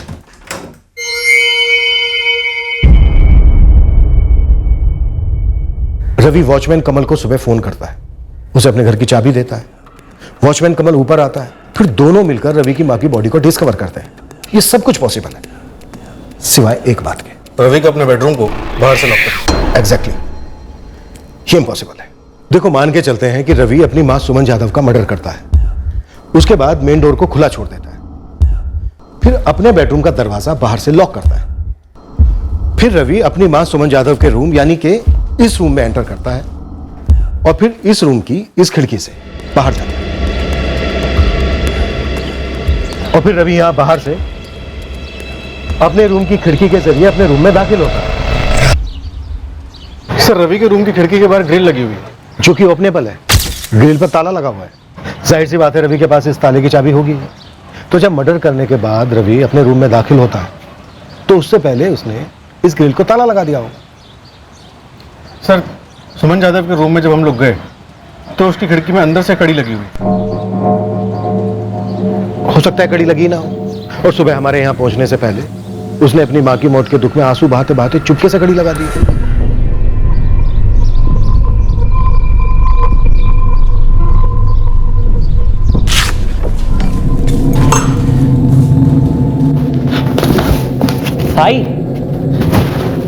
भाई, लेकिन मुझे याद नहीं है कि रवि भाऊ ने जाकर सुमन माँ जी के कमरे की खिड़की की कड़ी लगाई हो। कमल, तुझे इतना तो याद है ना कि जब तू घर में दाखिल हुआ तो रवि के बेडरूम का दरवाजा बाहर से बंद था या खुला? नहीं साहब, बंद था। मैंने खुद अपने हाथों से कुंडी खोली। कहीं ऐसा तो नहीं है कि तेरे रवि भाऊ का तुझे फोन करना, बालकनी से चाबी देना, तेरा ऊपर जाना, रवि के बेडरूम का दरवाजा बाहर से खोलना, ये सब मनगढ़ंत है? कि तेरे और तेरे रवि भाऊ की मिलीभगत तो नहीं है? कहीं ऐसा तो नहीं है कि तुम दोनों ने मिलकर रवि की मां का कत्ल किया है? आप जिसकी चाहेंगे उसकी कसम खाऊंगा मैं। चाहिए तो आप सोसाइटी में किसी से भी पूछ लीजिए मेरे बारे में, कोई भी बताएगा।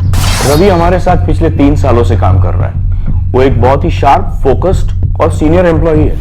सर, मैं आपके गोल गोल सवालों का सीधा जवाब दूं। मेरा फ्रेंड अपनी मॉम से बहुत प्यार करता था, काफी अटैच था। उसका सुमन आंटी का मर्डर करना इम्पॉसिबल है सर, नो चांस। सर, आप मेरे भाई रवि पर शक कर रहे हैं? मनीषा जी, क्या आपके भाई रवि के पास आपकी मां को मार डालने का कोई कारण था? सिर्फ मेरी माँ? सर, वो रवि की भी माँ थी और कोई अपनी माँ को कैसे मार सकता है? सर, आपको पता है जब बाबा की डेथ हुई थी तब रवि ऑस्ट्रेलिया में टॉप जॉब पर था। सब छोड़ छाड़ कर यहाँ पर आया आई की देखभाल करने के लिए। क्यों? क्योंकि आई ऑस्ट्रेलिया तो क्या, घर से बाहर निकल के मेन रोड तक नहीं जा पा रही थी, पूरी तरह से डिप्रेशन में थी। सर, रवि ने आई को धीरे धीरे ठीक किया और आप कह रहे हैं रवि आई को मार डालेगा? रवि सिंगल क्यों है मनीषा जी? क्या उसकी कोई गर्लफ्रेंड नहीं थी या फिर थी जिसे आपकी आई रिजेक्ट कर चुकी थी? मेरी आई को रवि की किसी भी पसंद से कोई ऑब्जेक्शन नहीं थी और अगर रवि की कोई गर्लफ्रेंड होती तो सबसे पहले वो मुझे बताता। क्या रवि हर चीज आपसे सलाह मशवरा करके करता है? कहीं आप उसकी रिमोट कंट्रोल आई तो नहीं? आई कम ढाल। ढाल? किस बात की ढाल? रवि ने जब कुछ किया ही नहीं तो मेरी वाइफ मनीषा क्या छुपाएगी? तुम्हारी वाइफ सीधा नागपुर से आती है, हमारे सामने उमेश काका का नाम लेती है और उस जमीन का डिस्प्यूट उठाती है जो 3 साल पहले सॉल्व भी हो चुका था। लेकिन उमेश काका वाले मसले के अलावा ज्यादा फैमिली का कभी किसी के साथ कोई पंगा हुआ ही नहीं था सर। कत्ल वाली रात घर पर कौन था? रवि। लेकिन शक रवि पर नहीं, सीधा उमेश का खबर। आप ये कहना चाहते हैं कि रवि ने अपनी आई का कत्ल कर दिया? ऑस्ट्रेलिया में थे, खुश थे वहां? जी। वो लाइफ छोड़ छाड़ के यहाँ पुणे में आ गए अपनी माँ के लिए। माँ को वहां क्यों नहीं बुलाया? उन्हें नहीं आना था। वहां ऑस्ट्रेलिया में कोई ऐसा था, कोई गर्लफ्रेंड या फियांसी जो यहाँ इंडिया में नहीं आना चाहती थी या फिर आना चाहती थी लेकिन तुम्हारी माँ ने उसे रिजेक्ट कर दिया था? सर, एक तो सिडनी ऑस्ट्रेलिया में मेरी कोई गर्लफ्रेंड नहीं थी। दूसरा, मैं यहाँ पे अपनी माँ की देखभाल करके बहुत खुश था। वो अकेली हो गई थी बाबा के जाने के बाद। आई एक तरीके से डिप्रेशन में थी। जब बाबा थे, आई सब कुछ शेयर कर पाती थी। बाबा उनके बेस्ट फ्रेंड थे। वो साथ कुकिंग करते, साथ सीरियल्स देखते। उनकी एक सेट लाइफ थी, एक ऐसी गाड़ी जो प्यार के पेट्रोल पर चलती थी। वो गाड़ी बंद पड़ गई। बड़ी मुश्किल से मैं आई को वापस थोड़ा ट्रैक पर ले आया। आई अब सिर्फ उस वक्त बात करती थी जब मैं ऑफिस से लौटता और उनके साथ खाना खाता।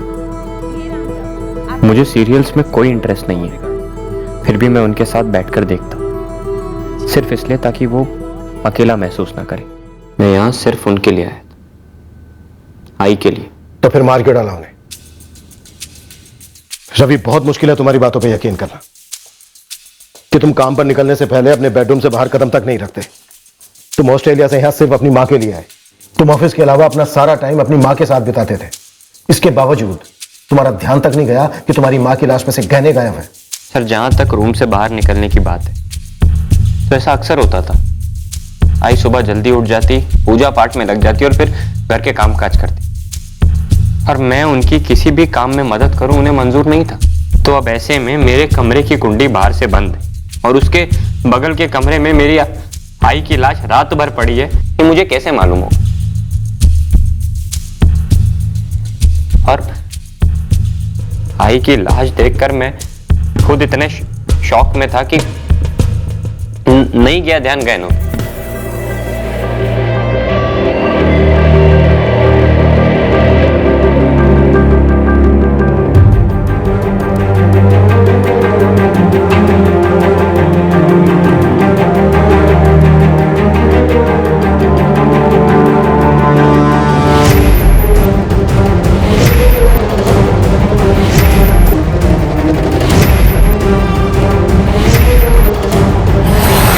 रवि यादव के फिंगरप्रिंट्स और वॉचमैन कमल मिस्त्री के फिंगरप्रिंट्स घर के कुछ एरियाज में मैच कर रहे हैं। रवि तो घर में था ही और उस दिन सुबह वॉचमैन कमल भी घर में गया था, तो इनके प्रिंट्स तो मिलने ही थे और जाहिर सी बात है सुमन यादव के प्रिंट्स भी होंगे ही।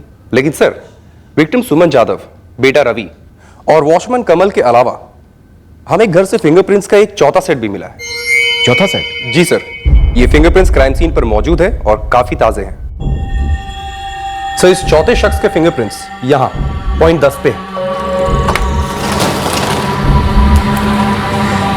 और यहां खिड़की के इस पार्ट पे पॉइंट 11 तक। यहां रवि के बेडरूम की कुंडी पर वॉचमैन कमल के प्रिंट्स होंगे। हाँ है, लेकिन कमल के अलावा उसी चौथे रेस में कैरेक्टर के फिंगरप्रिंट्स भी इस कुंडी पर से मिले हैं। पॉइंट 1 पर इस मेन डोर पे भी कमल के फिंगरप्रिंट्स मौजूद हैं, क्योंकि उसने भी दरवाजा खोला था। और फिर उस चौथे शख्स के फिंगरप्रिंट्स भी यहाँ पे हैं। जितनी चौथा शख्स मेल है या फीमेल? हैंड की साइज और उंगली की चौड़ाई से अंदाजा लगाया जा सकता है कि ये चौथा शख्स कोई मेल ही है। एक इंट्रूजन हुआ था, कोई घुसपैठ हुई थी इस घर पे, सुमन यादव के कमरे में। हमें इस चौथे शख्स के फिंगरप्रिंट सुमन यादव के बॉडी पर से भी मिले हैं। सर, ये प्रिंट्स मुझे सुमन यादव के गले के रीजन से और दोनों कलाइयों से मिली है। उसने गला दबाया, गले की चेन निकाली और दोनों कलाइयों से सोने के कंगन भी निकाले। सर, मैंने इस पूरे क्राइम सीन को इस चौथे मेल के फिंगरप्रिंट्स और फुटप्रिंट्स को मिलाकर एक थ्योरी बनाई है। हमारा ये मेल सस्पेक्ट इसी खिड़की से अंदर आया होगा। तो हम ये मान के चलें कि सुमन यादव ने एक खिड़की खुली रखी थी। हाँ, या शायद खिड़की बंद रखी होगी लेकिन कड़ी नहीं लगाई होगी। सो हमारा ये सस्पेक्ट अंदर आता है और सबसे पहले वो पलटकर खिड़की की कड़ी लगा देता है। यहाँ बेड पे मिसेस सुमन यादव सोई हुई होगी। सस्पेक्ट ने अटैक किया होगा, दोनों के बीच में स्ट्रगल हुई होगी। सस्पेक्ट सुमन जी के साथ में नीचे गिरा होगा, क्योंकि यहाँ बेड के एज पे और फ्लोर पर से भी उसके प्रिंट्स मिले। मर्डर करके गहने उतारकर सस्पेक्ट इस दरवाजे की तरफ बढ़ा होगा। अब ये रवि के बेडरूम का डोर। यहां 3 पॉसिबिलिटीज है सर। एक तो ये कि सस्पेक्ट सुमन जाधव के कमरे में एंटर होते ही सबसे पहले यहां आया होगा। उसने रवि जाधव के कमरे को खोलकर देखा होगा। उसने देखा कि अंदर एक जवान आदमी सोया हुआ है। उसने चुपचाप दरवाजे को बंद किया और कुंडी लगा दी होगी। वापस गया, सुमन जाधव का मर्डर किया और लूट भी। नाउ सेकंड पॉसिबिलिटी, हो सकता है कि उसने पहले मर्डर कर दिया हो, उसके बाद यहां आया। उसने अंदर देखा कि अंदर रवि सोया हुआ है, उसने दरवाजे को बाहर से लॉक कर दिया। थर्ड पॉसिबिलिटी यह भी हो सकती है कि उसे रवि जाधव के कमरे को खोलकर देखा ही ना हो, डायरेक्टली बाहर से कुंडी लगा दी हो। फिर सस्पेक्ट यहां आया होगा, इधर इस मेन डोर, चुपचाप दरवाजा खोला होगा और दरवाजा खुला छोड़कर चला गया होगा। हो सकता है ये पर्सनल दुश्मनी का मामला हो ही नहीं, कोई रैंडम लुटेरा अंदर आया, मर्डर किया, लूटा और निकल लिया। एग्जैक्टली। लेकिन सर अगर सिर्फ लूट का ही मामला होता तो फिर पर्स में इतना कैश क्यों छोड़ दिया, मोबाइल क्यों छोड़ दिया? मैं तो पूरे बिल्डिंग के चक्कर लगाता हूँ साहब। लगता तेरे चक्कर की टाइमिंग के बारे में उसे ऑलरेडी पता था और उतने में ही उसने अपना चक्कर चला दिया। सर, इस अज्ञात रैंडम लुटेरे की थ्योरी में मैं कुछ और इंफॉर्मेशन देना चाहता हूँ। सर, जैसे कि ये शख्स हमारा मेल सस्पेक्ट, पूरी पॉसिबिलिटी है कि ये सोसाइटी के निचले तबके से है। कोई कचरा उठाने वाला या कंस्ट्रक्शन में काम करने वाला, कोई ऐसा जिसका लगातार कचरे से कांटेक्ट होता रहता है और जो शायद काफी लंबे समय तक नहा नहीं पाता है या शायद नहाता ही नहीं है।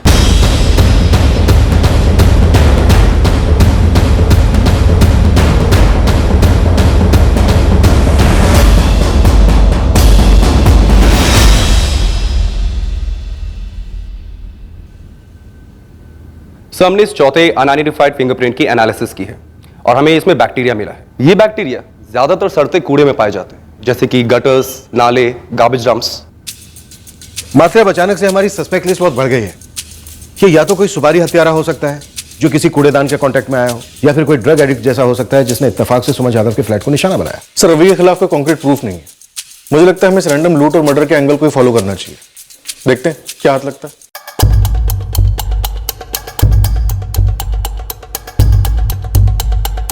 सुमन जाधव मर्डर केस की तहकीकात की दिशा अब बदल गई। फिंगरप्रिंट एनालिसिस के आधार पर अज्ञात संदिग्ध खूनी की प्रोफाइल रेडी हुई और तलाश शुरू हुई। शहर के सारे ज्वेलरी शॉप को चुराए गए गहनों की सेल के बारे में आगाह कर दिया गया, पर ऐसी कोई सेल की खबर सामने नहीं आई।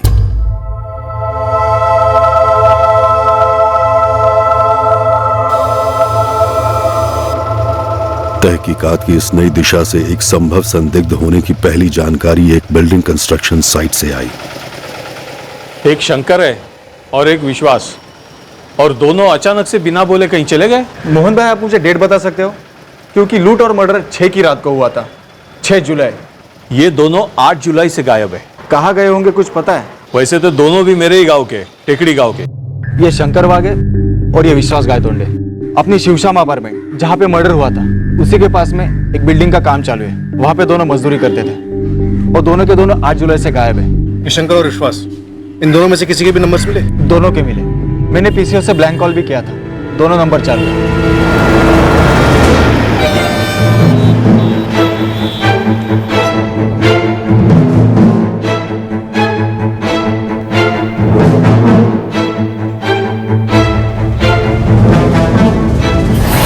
हम दोनों लौट आए थे साहब, क्योंकि बहुत झंझट वाला काम था। गलत। तुम लोगों ने शिवश्याम अपार्टमेंट में सुमन जाधव नाम की औरत का मर्डर किया, उसके गहने चुराए और भागकर वापस यहां आ गए। नहीं साहब, मैं ऐसा कुछ नहीं किया साहब, आई शपथ साहब। तुमने नहीं किया तो फिर और किसने किया? विश्वास ने? अरे साहब, मैंने कुछ चुराया नहीं तो बेचूंगा कहाँ? साहब सुनो ना, मेरे को गाय को लेके जा रहे हो साहब?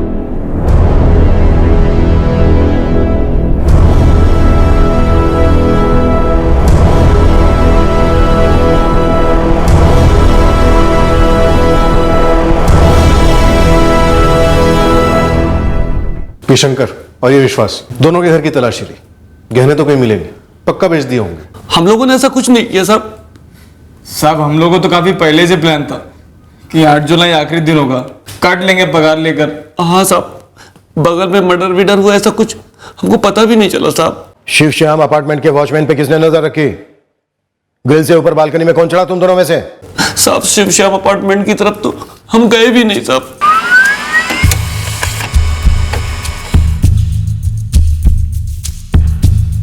शंकर और विश्वास के फोन रिकॉर्ड्स में तो कुछ नहीं मिला सर। 6 जुलाई को लोकेशन क्या है दोनों की? कहीं इनके आसपास भी नहीं है। फिंगरप्रिंट्स मैचिंग के लिए वेट करते हैं फिर। हो सकता है फोन्स पीछे कंस्ट्रक्शन साइट पे कहीं छोड़ दिया हो। जी नहीं सर, शंकर वाघ और विश्वास गायतोंडे, इन दोनों के फिंगरप्रिंट्स हमारे सस्पेक्ट के फिंगरप्रिंट्स के साथ मैच नहीं करते हैं।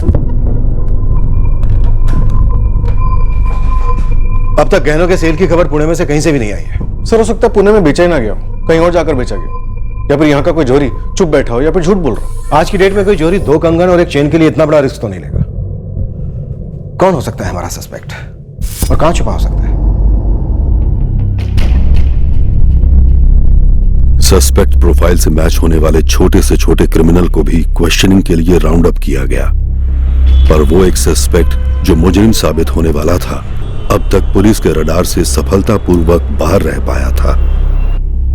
अब ऐसा महसूस होने लगा था कि शायद ये कोई रैंडम लूट का केस ही था जिसमें मर्डर हो गया था। विक्टिम सुमन जाधव की फैमिली धीरे धीरे इस दुखद हादसे के साथ समझौता कर तो रही थी, पर एक सवाल तलवार की तरह लटक रहा था कि आखिरकार उस रात हुआ क्या था जिसके चलते उनके छोटे से परिवार का एक सदस्य उनसे छीन लिया गया। पर एक आदमी था जिसे इस बात से कोई तकलीफ नहीं हो रही थी कि 6 जुलाई 2017 को शिव श्याम सोसाइटी के फ्लैट नंबर 201 में एक भयानक कत्ल हुआ था। बाला सामंत नाम है उसका। ये बाला वहाँ के मजदूरों के झोपड़ियों में जाकर 2-3 बार चोरी करते हुए पकड़ा गया। ये कहाँ मिलेगा? उसका कुछ फिक्स नहीं है। मेरे 2-4 चर्चित दोस्त हैं, मैंने उनको नजर रखने को कहा है। शिवा 4 दिन हो गए तू और तेरी टीम दिखा करते हैं, लेकिन जब मेरी टीम पहुंचती है तो ठेंगा मिलता है। सबके सब पागल कुत्तों की तरह ढूंढ रहे इस बाला चर्ची को, लेकिन जैसे ही हमें घुमा रहा है, एक बात तो पक्की है। क्या? खून यही किया है और इसको खबर मिली है कि हम सब इसके पीछे पड़े हैं।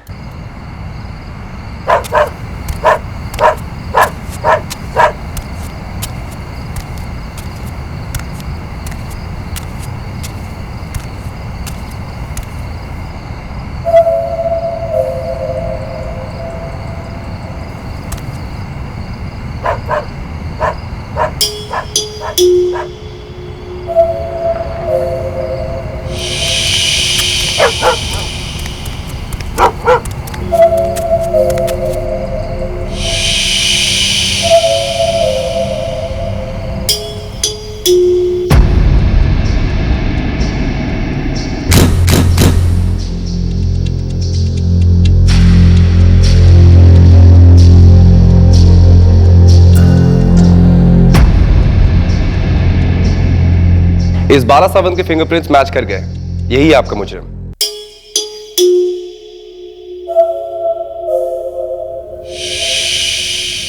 हमें ये पक्का पता है कि ये सब तूने किया है। अब हमें सिर्फ तू ये बता कि तू वहां लूटने गया था और मर्डर किया, या मर्डर करने गया था और लूटा भी?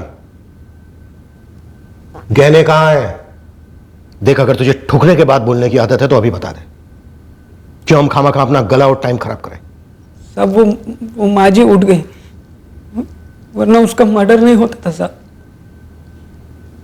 साहब मैंने आज तक कभी किसी का मर्डर नहीं किया है साहब। तो सिर्फ लूटने गया था वहां? साहब मैं हर जगह सिर्फ लूट नहीं जाता हूँ, आज तक कभी किसी का मर्डर नहीं किया साहब मैंने। ये बस हो गया साहब। और ऐसे कितने घरों में घुसा है पहले लूटने? बहुत सारे। लूट का माल कहां बेचते हो? कोई गैंग है? नहीं, मैं सबसे पहले अशोक भाऊ को देता हूँ, फिर अशोक भाऊ संतोष भाऊ को देते हैं, फिर संतोष भाऊ आगे बेच देते हैं और मुझे कमीशन भी देते हैं। ये अशोक और संतोष कौन है? कहां मिलेंगे?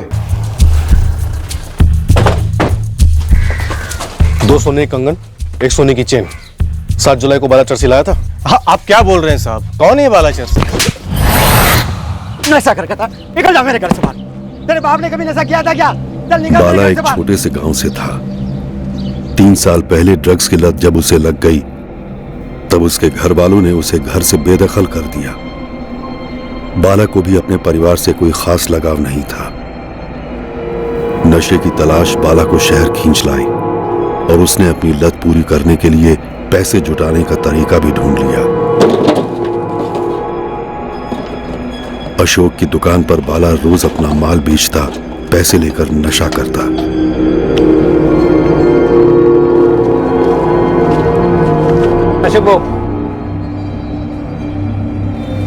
पर अशोक को बाला के हुनर की समझ पड़ गई। वो उसका मार्गदर्शक बन गया।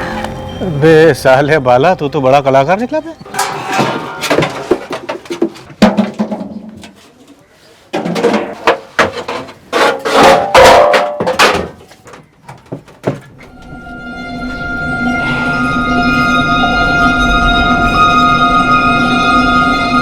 ये इस माल में असली कमाई। देख बाला, मेरा एक जोड़ीदार है संतोष नाम का। वो ऐसे माल को पुणे के बाहर ले जाके बेचता है। लेकिन अशोक भाऊ ये बहुत मुश्किल है। एक तो औरत लोगों के बटवे नहीं होते, ऊपर से सारे गहने अपने बदन पर लेकर घूमती है। बहुत रिक्स है अशोक भाऊ। रिक्स है तो यहाँ नोट भी तो है। और देख, वैसे भी औरतें पूरे टाइम गहने नहीं पहनती है, रात को उतार के रखती है बिस्तर के पास।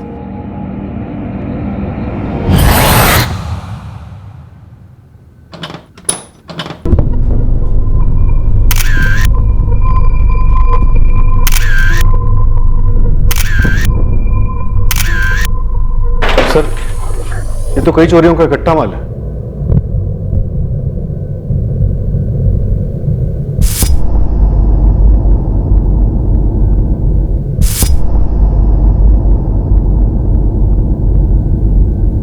इस बाला ने बताया था तुझे किसने एक औरत का मर्डर भी किया है? ये बात मुझे नहीं मालूम, लेकिन साहब पक्का वो वही औरत थी। इससे क्या फर्क पड़ता है कि कौन सी औरत की जान गई? जान तो जान होती है या नहीं होती है? हाँ साहब, होता है। लेकिन साहब, इससे पहले बाला ने कभी कोई मर्डर नहीं किया। मतलब हमने ऐसा कभी कुछ किया नहीं साहब। बड़ा तरस आ रहा है तुझे बाड़ा पर। चल,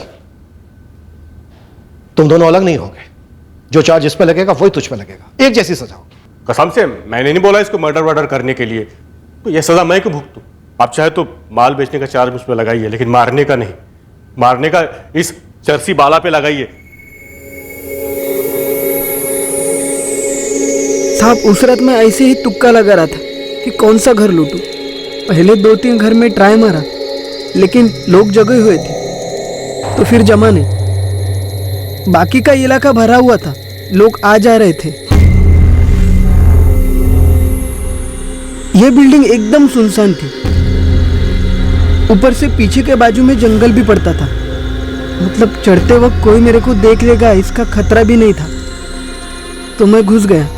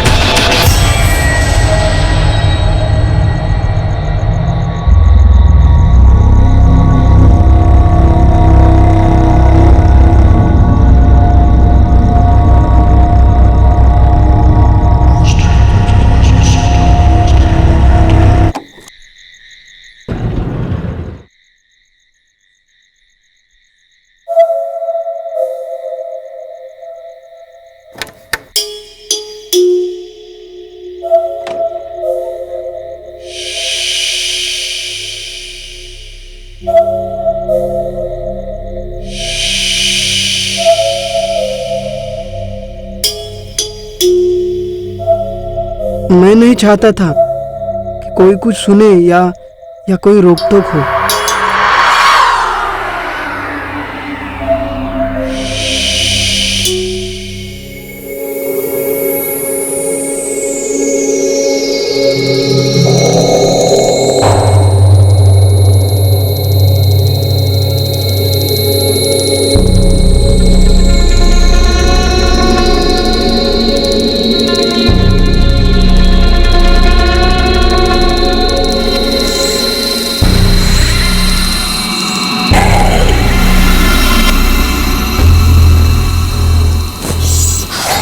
साहब, वो माजी उठी नहीं होती तो मैं उन्हें कभी नहीं मारता साहब। सच में कभी नहीं मारता। साहब अपने से मर्डर हुआ ये बात सोच सोच कर ही मेरे पैर थर थर कांपने लगे थे साहब। बाकी कुछ लेने वेने के लिए तलाशी वलाशी हो ही नहीं पाई मुझसे। बस हाथ का और गले का गहना निकाला और भाग गया वहां से।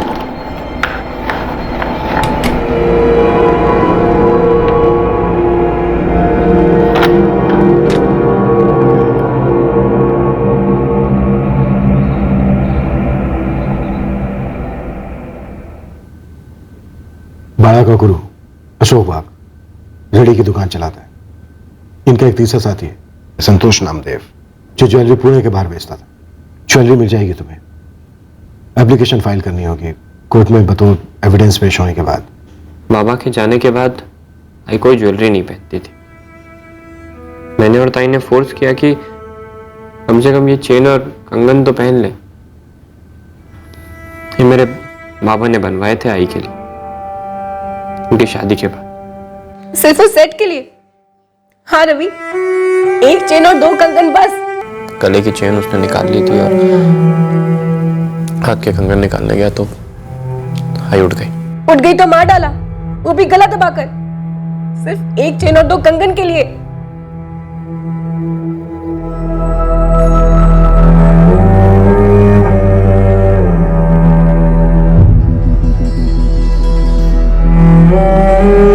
किसी और घर में चोरी के दौरान कोई और उसके रास्ते में आया होता तो शक शायद उसे भी बांधता।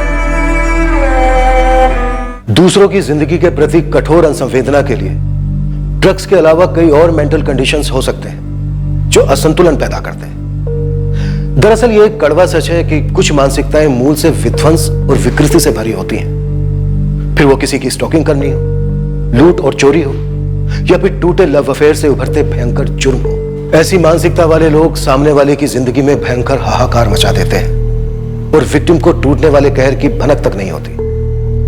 ऐसे जुर्मों का इलाज सख्त कानून द्वारा होता है, पर ऐसे मुजरिमों का इलाज परिवार, समाज और सरकार की सामूहिक जिम्मेदारी है, खासकर ऐसे केसेस में जहां वो शख्स खुद से इलाज नहीं कराने वाला। जय हिंद। इस तरह के और भी एपिसोड देखने के लिए हमारे चैनल को सब्सक्राइब करें और बेल आइकन दबाना ना भूलें।